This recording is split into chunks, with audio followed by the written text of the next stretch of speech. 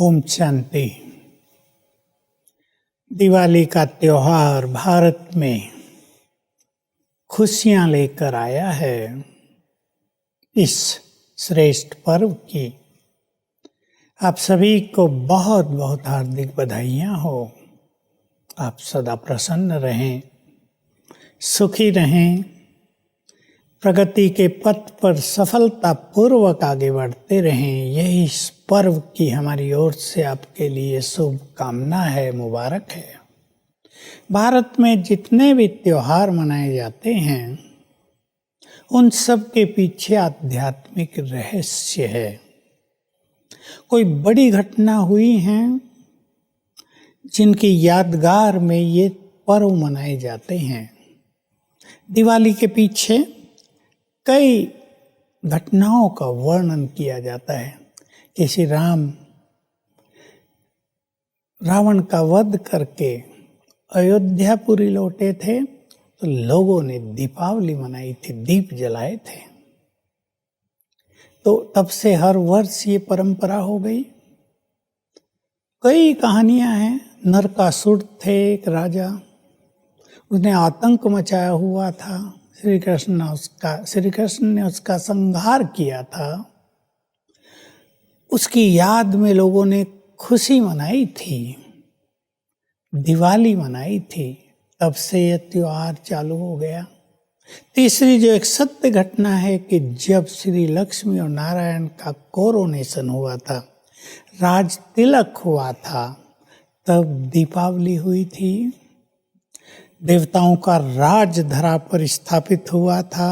तब से ये परंपरा चलती आती है।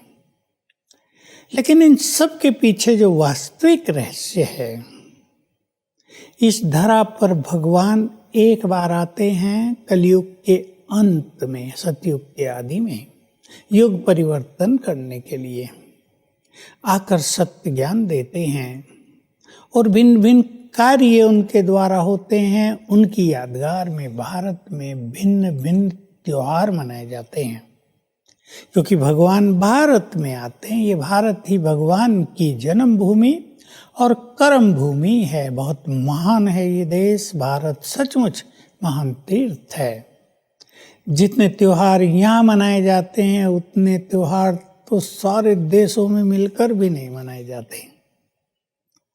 तो आज हम आपके समक्ष दीपावली के आध्यात्मिक रहस्यों को रखने जा रहे हैं और हमारी ये शुभकामना है कि आप सब केवल हर वर्ष की तरह इस त्योहार को मनाकर समाप्त न कर दें, लेकिन आपके घर में लक्ष्मी का सदा के लिए वास हो जाए। आपके घरों में सदा के लिए सफाई रहे। सफाई अभियान जो चला है वो पूरी रूप से सफल होता रहे। और एक जो सबसे बड़ा रहस्य है दीप जलाने का, जिसको हम आपके सामने स्पष्ट करना चाहते हैं, तो आपकी आत्म ज्योति सदा जली रहे, आपके चित्त का अंधकार दूर हो जाए सदा सदा के लिए। तो देखिए, पहली चीज, दिवाली पर सफाई की जाती है। बहुत हर तरह की सफाई कर लेते हैं लोग अपने अपने घरों में, ऑफिस में, वस्त्र भी नए। हमें अब सफाई करनी है अपने अंदर की, अपनी बुद्धि की सफाई। हमने अपनी बुद्धि में कोई किचरा, कोई गंदगी तो नहीं रख ली है। देखिए, गंदगी किसी को पसंद नहीं है। मच्छर पैदा होते हैं, बदबू होती है, वैसे भी अच्छा नहीं लगता है रहना। हमारे मन में यदि व्यर्थ विचार हैं, किसी के लिए नफरत, घृणा है, क्रोध, ईर्ष्या, द्वेष है, मनोविकार मन में समाये हुए हैं, बुद्धि को हमने डस्टबिन बना लिया है, तो आप जानते हैं सुख चैन कहाँ रहेगी। अशांति अशांति होगी। बहुत लोग अपनी बातें कहते हैं कि हमारे अंदर बहुत नफरत है, हम उसे छोड़ नहीं पा रहे हैं और अब हमें अपने से भी नफरत होने लगी, जिंदगी से भी नफरत होने लगी। तो देखो, एक ही दुर्गुण मनुष्य के जीवन का सारा सुख, सारी खुशी, सारी शांति नष्ट कर लेता है। सफाई कर दें।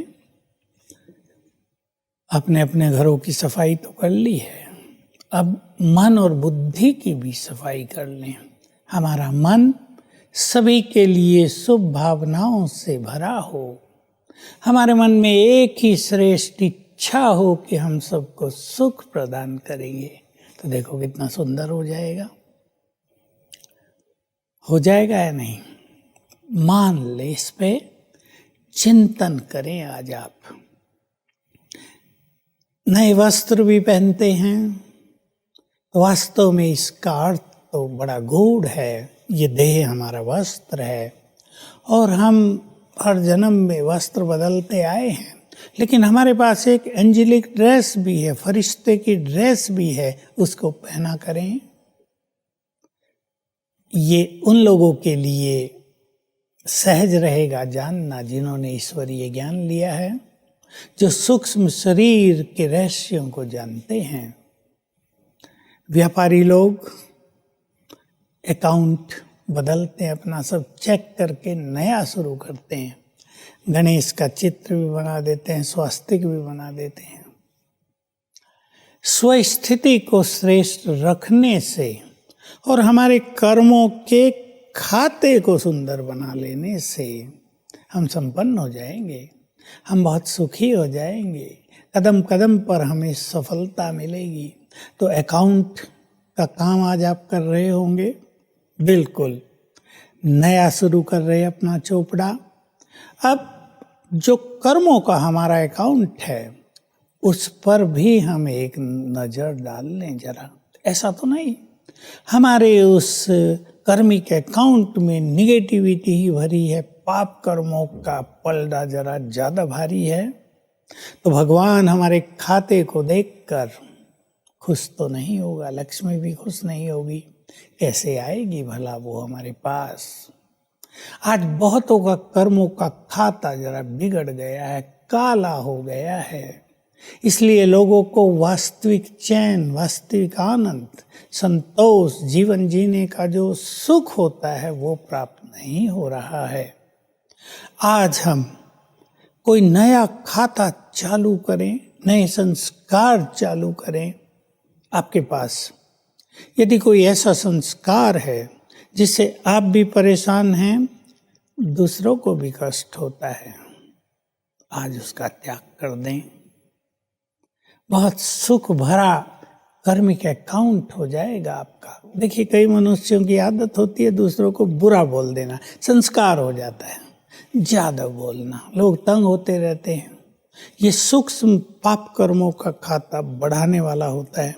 हमारे बोल दूसरों को डिस्टर्ब कर देते हैं, हर्ट करते हैं, इससे बहुत गड़बड़ होती है। हम दूसरों की खुशी छीनने वाले बन जाते हैं, तो हम खुश कैसे रहेंगे? ये एक संस्कार है, इसको हम बदल दें। बुरा देखने का, ज़्यादा सोचने का, बुरी दृष्टि रखने का, दूसरों का अपमान करने का, बहुत सारे संस्कार हैं। जिद का, फीलिंग का, रोने रूसने का, परेशान रहने का, परेशान करने का, कोई भी एक संस्कार आज परिवर्तित जरूर करेंगे। एक न्यूनेस, एक नया सुंदर खाता, तो बहुत ही अच्छा हो जाएगा। आपकी सच्ची दिवाली हो जाएगी और आपका वो जो अकाउंट है ना, जो चोपड़े में आप रखते हैं, वो भी बहुत सुंदर होने लगेगा। क्योंकि जब हमारा कर्मों का खाता बहुत अच्छा होता है तो ये धन का खाता भी हमारा बहुत ज़्यादा हो जाता है। सहज रूप से हमें धन मिलने लगता है, सफलता हमारे चरणों में आने लगती हैं। दिवाली पर सब जगह दीप जलेंगे। गंगा नदी में, सरयू में दीप दान करते हैं लोग, दीप जला कर छोड़ते हैं, घर घर में जलाते हैं, दूसरों के घरों में भी जला के आते हैं। कितना सुंदर दृश्य होता है। आजकल तो बिजली का जमाना है, घरों को जगमगा देते हैं, लेकिन जब ये मिट्टी के दिए जलते थे, अभी भी जलेंगे, मोमबत्ती जलती हैं तो कितना सुंदर दृश्य हो जाता है। अगर ऊपर से देखा जाए तो अति मन भावक नैनाभिराम दृश्य हो जाता है। तो हम सभी अगर एक बात पर विचार करें तो कितना सुंदर दृश्य हो जाए संसार का, हर परिवार का, कि हम अपनी आत्म ज्योति को जला दें। आत्म ज्योति बुझ गई है। हम सब आत्माएं हैं, ये हमारा शरीर है, आत्मा यहाँ रहती है अंदर। आत्मा अजर अमर अविनाशी है और हम आत्माएं भगवान की संतान हैं। जब हम उससे जुड़ जाते हैं तो उसकी लाइट हम में आने लगती है, हमारी लाइट बढ़ने लगती है, जीवन प्रकाशित होने लगता है। इसीलिए दिवाली पर बड़े दीपक से छोटे दीपकों को जलाया जाता है, दीपकों से दीपकों को जलाया जाता है, क्योंकि भगवान आकर ज्ञान देते हैं, सत्य ज्ञान।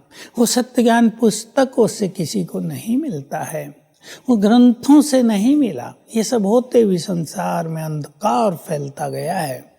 भगवान आकर सत्य ज्ञान का प्रकाश फैलाते हैं, अब फैला रहे हैं और राजयोग सिखाते हैं कि तुम मेरे से जुड़ो तो तुम्हारी आत्म ज्योति जगमगा उठेगी, तुम्हारे मनोविकार नष्ट हो जाएंगे, दुख देने वाली चीजें, अशांति पैदा करने वाली चीजें, परेशान और भयभीत करने वाले दुर्गुण नष्ट हो जाएंगे। तो ये आत्म ज्योति जगाने की यादगार में ये दीप जलाए जाते हैं। और हम समझ सकते हैं, जब भारत की मैं बात करूं, बात तो संसार की भी की जा सकती है, भारत में जब घर घर में आत्म ज्योति जग जाएगी तो सचमुच ये भारत स्वर्ग बन जाता है। अब आत्म ज्योति क्योंकि बुझ गई है तो माया का राज्य हो गया, 5 विकारों का राज्य हो गया है, पाप कर्म चारों ओर व्याप्त हो गए हैं। जब आत्म ज्योति जगती है तो मनुष्य पवित्र होता है, उसके कर्म श्रेष्ठ हो जाते हैं, विचार महान बन जाते हैं, उसका व्यवहार बड़ा मन भावन हो जाता है, उसके बोल वरदानी बन जाते हैं। तो आइए हम दीप जलाने के साथ साथ आत्म ज्योति भी जलाएं। परिवार में जितने भी आप लोग हैं 5-7, सब अपनी आत्म ज्योति को जलाने का लक्ष्य रखें, अपने को पहचानें। हम कौन हैं? हम आत्माएं हैं, ये हमारा शरीर है, और अपना नाता अपने परम पिता से जोड़ें, जो सर्वशक्तिवान है, जो पवित्रता का सागर है, सुखों का सागर है, हमारा सच्चा माता पिता है। उससे नाता जोड़ने से हमें परम सुख प्राप्त हो जाता है, चैन मिल जाता है, हमारी शक्तियां बढ़ने लगती हैं, तो ये संसार स्वर्ग बन जाएगा। यही कार्य भगवान इस समय कर रहे हैं, सबकी आत्म ज्योति को जगा रहे हैं, सबको पवित्र बना रहे हैं। और जब बहुत मनुष्य आत्माएं पवित्र हो जाएंगी, आत्मिक स्वरूप में स्थित हो जाएंगी, तो ये संसार स्वर्ग बन जाएगा। और वो समय आ रहा है, अब युग परिवर्तन की प्रक्रिया तेज हो गई है और हम सब स्वर्णिम युग की ओर बढ़ रहे हैं, जहाँ लक्ष्मी का वास होगा। देखिए, अब दिवाली पर जो एक सबसे बड़ी चीज होती है लक्ष्मी पूजन, उसी के लिए सफाई की जाती है, कुछ लोग व्रत भी रखते हैं, खरीदारी भी बहुत करते हैं, और धनतेरस को खरीदारी करना बड़ा शुभ माना जाता है। तो हम इन सब रस्मों को तो निभाते ही हैं, लेकिन अब लक्ष्मी का सदा के लिए आह्वान कर लें। और मैं अपनी मातृ शक्ति को कहूँगा, नारी शक्ति को कहूँगा, आप ही क्यों न लक्ष्मी बन जाएं, आप लक्ष्मी स्वरूपा हो। देखो उनके चेहरों पर कितनी दिव्यता है, पवित्रता है, चैन है, इसलिए तो धन की देवी है वो। और जो पाप कर्म में प्रवृत्त हैं, जो विषय विकारों में रत हैं, धन होते भी वो निर्धन रहते हैं। तो लक्ष्मी का हम सब आह्वान करेंगे। लक्ष्मी सचमुच तो लक्ष्मी सतयुग की महारानी है, विश्व महारानी। जब ये भारत स्वर्ग है और जब इस धरा पर अथाह धन संपदा है, तो वो अथाह धन संपदा की स्वामिनी है। हम उसका आह्वान करते हैं धन के लिए कि उससे हमें धन की प्राप्ति हो। पूजा भी होती है और चीज़ों की भी पूजा इस दिन होती है। रात को एक मुहूर्त निकाला जाता है उसकी पूजा का। अब वो मुहूर्त आ रहा है, बड़ा मुहूर्त, जब लक्ष्मी का पुनः इस धरा पर वास होगा और ये सारी धरा अथाह धन संपदा से संपन्न हो जाएगी। तो हम भी उस स्वर्गिक दुनिया में चलने का पुरुषार्थ करें, जिसमें हमें लक्ष्मी की पूजा नहीं करनी होगी, हम लक्ष्मी के साथ होंगे।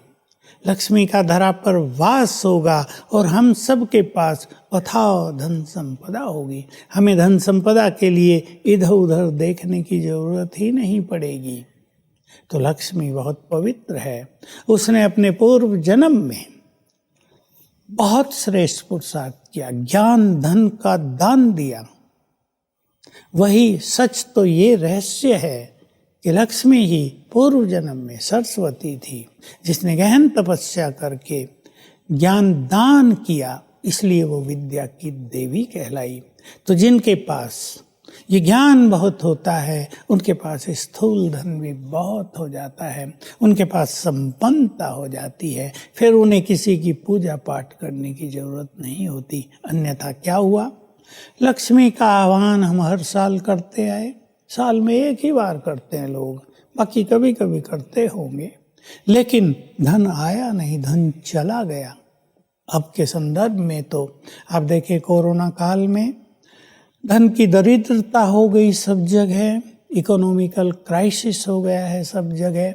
ऐसे में हम लक्ष्मी का आह्वान कर रहे हैं, ये बड़ा सार्थक भी है। लेकिन हम स्वयं को पवित्र बनाएं, ज्ञान से संपन्न करें, हम लक्ष्मी स्वरूपा बन जाएं।